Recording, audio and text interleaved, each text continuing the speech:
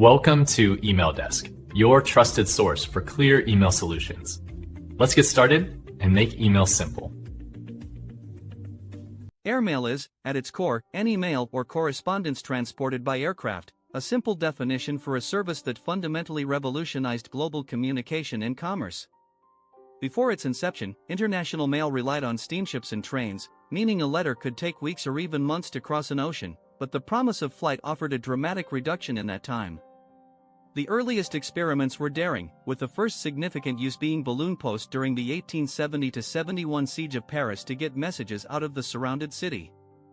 However, the era of powered flight truly launched the concept, with the world's first official airmail flight taking place in India in 1911, and the first scheduled U.S. service beginning in 1918 between Washington, D.C., and New York City.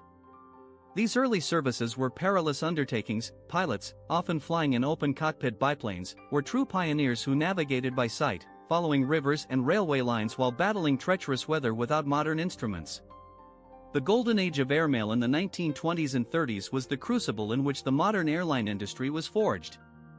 Governments, particularly the U.S. Post Office, offered lucrative contracts to private companies to carry the mail, which provided the essential funding needed to develop larger, faster, and more reliable aircraft. This government subsidy meant that fledgling airlines like Pan American, TWA, and United could establish routes and build infrastructure that would later support passenger travel. Mail, not people, was the first priority, and this focus spurred innovation that connected continents. Iconic blue and red par avion stickers and lightweight onion skin stationery became symbols of this premium, high-speed service. Eventually, the very success of airmail led to its seeming disappearance.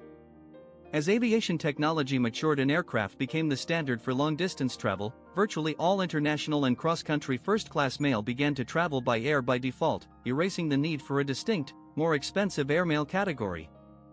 The price difference shrank, and the special designation became redundant. Today, while we rarely use the term airmail, its legacy is everywhere, forming the bedrock of global express shipping companies like FedEx and DHL, whose entire business model is built on the same principle of speed and reliability that the first airmail pilots risked their lives to establish. Thank you for watching, and if you found this history interesting, please consider subscribing for more content.